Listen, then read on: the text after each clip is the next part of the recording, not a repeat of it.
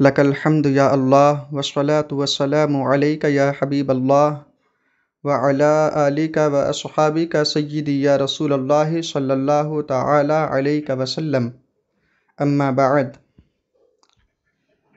پیارے اسلامی بھائیوں، گزشتہ روز آپ نے اعتکاف کے متعلق ملاحظہ فرمایا۔ آج شب قدر کے فضائل بیان کیے جاتے ہیں، تو آئیے سب سے پہلے ہم اس مقدس رات کا پس منظر جانتے ہیں۔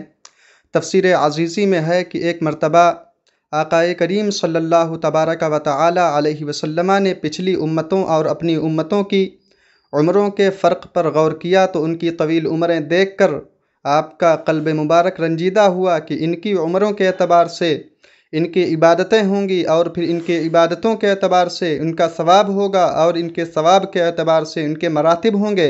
اب مراتب کے اس فرق نے آپ صلی اللہ تعالی علیہ وسلم کے قلب نازک کو سخت رنجیدہ کر دیا۔ اس وقت رحمت باری جوش میں آئی اور ارشاد ہوا، محبوب آپ پریشان نہ ہوں، آپ کی امت کو لیلۃ القدر کا تحفہ دیا جاتا ہے۔ حضور اکرم صلی اللہ تعالی علیہ وسلم کا ارشاد ہے کہ جس نے اس رات میں ایمان اور اخلاص کے ساتھ قیام کیا تو اس کی عمر بھر کے گزشتہ گناہ معاف کر دیے جائیں گے۔ یہ اللہ رب العزت کا خاص کرم ہے کہ اس نے ہم گناہ گاروں کو ایسی باعظمت رات سے سرفراز کیا۔ اس ایک رات میں عبادت کرنے والے کو 1000 ماہ یعنی 83 سال 4 ماہ سے بھی زیادہ عبادت کا ثواب دیا جاتا ہے۔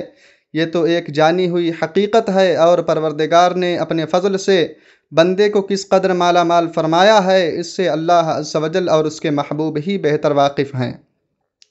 حضرت سیدنا انس ابن مالک رضی اللہ تعالی عنہ فرماتے ہیں کہ ایک مرتبہ رمضان المبارک کی آمد کے موقع پر سرکار دو جہاں صلی اللہ تعالی علیہ وسلم نے فرمایا، تمہارے پاس ایک ایسا مہینہ آیا جس میں ایک رات ایسی بھی ہے جو 1000 مہینوں سے افضل ہے۔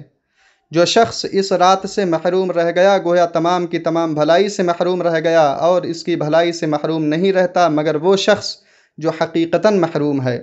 تفسیر صاوی میں ایک روایت تحریر کی گئی ہے کہ شب قدر میں سدرۃ المنتہا کے فرشتوں کی فوج حضرت جبرائیل علیہ السلام کے ساتھ زمین پر اتر آتی ہے، اور ان کے ساتھ 4 جھنڈے ہوتے ہیں۔ ایک جھنڈا روضہ انور پر، ایک جھنڈا بیت المقدس کی چھت پر، ایک جھنڈا کعبہ معظمہ کی چھت پر، اور ایک جھنڈا طور سینا پر لہراتے ہیں۔ پھر یہ فرشتے مسلمانوں کے گھروں میں تشریف لے جا کر ہر مومن مرد و عورت کو سلام کرتے ہیں اور کہتے ہیں سلام۔ تو سلام یہ اللہ عز و جل کا صفاتی نام ہے۔ وہ فرشتے کہتے ہیں سلام تم پر سلامتی بھیجتا ہے، مگر جن گھروں میں شرابی یا خنزیر کا گوشت کھانے والا یا بلا وجہ شرعی اپنی رشتہ داری کاٹ دینے والا رہتا ہو، ان گھروں میں یہ فرشتے داخل نہیں ہوتے۔ شب قدر میں اترنے والے فرشتوں کی تعداد روئے زمین کی کنکریوں سے بھی زیادہ ہے، اور یہ سب سلام و رحمت لے کر نازل ہوتے ہیں۔ حضرت عبداللہ ابن عباس رضی اللہ تعالی عنہما نے سرکار دو عالم صلی اللہ تعالی علیہ وسلم سے روایت نقل کی کہ جب شب قدر آتی ہے تو اللہ عز و جل کے حکم سے حضرت جبرائیل علیہ السلام ایک سبز جھنڈا لیے فرشتوں کی بہت بڑی فوج کے ساتھ زمین پر اترتے ہیں، اور اس سبز جھنڈے کو کعبہ معظمہ پر لہرا دیتے ہیں۔ حضرت جبرائیل علیہ السلام کے 100 بازو ہیں، جن میں سے 2 بازو صرف اسی رات کھولتے ہیں، وہ بازو مشرق و مغرب میں پھیل جاتے ہیں۔ پھر حضرت جبرائیل علیہ السلام فرشتوں کو حکم دیتے ہیں جو کوئی مسلمان آج رات قیام، نماز یا ذکر میں مشغول ہے اس سے سلام و مصافحہ کرو، نیز ان کی دعاؤں پر آمین کہو۔ چنانچہ صبح تک یہی سلسلہ رہتا ہے۔ صبح ہونے پر حضرت جبرائیل علیہ السلام فرشتوں کو واپسی کا حکم صادر فرماتے ہیں۔ فرشتے عرض کرتے ہیں، اے جبرائیل، اللہ عز و جل کے پیارے حبیب صلی اللہ تعالی علیہ وسلم کی امت کی حاجات کے بارے میں کیا کیا؟ حضرت جبرائیل علیہ السلام فرماتے ہیں، اللہ عز و جل نے ان لوگوں پر خصوصی نظر کرم فرمائی اور 4 قسم کے لوگوں کے علاوہ تمام لوگوں کو معاف فرما دیا۔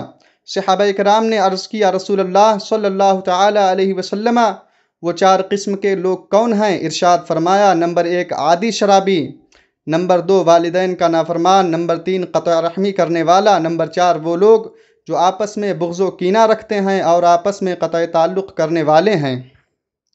شب قدر میں کیا پڑھیں؟ تو سیدہ عائشہ صدیقہ رضی اللہ تعالی عنہا فرماتی ہیں کہ میں نے رسول کریم صلی اللہ تعالی علیہ وسلم سے پوچھا، اگر میں شب قدر پالوں تو کیا پڑھوں؟ فرمایا، پڑھو اللہم انک عفو تحب العفو فاعف عنی یا کریم، اے اللہ تو معاف کرنے والا ہے اور عفو و محبت فرماتا ہے، سو مجھے معاف فرما دے۔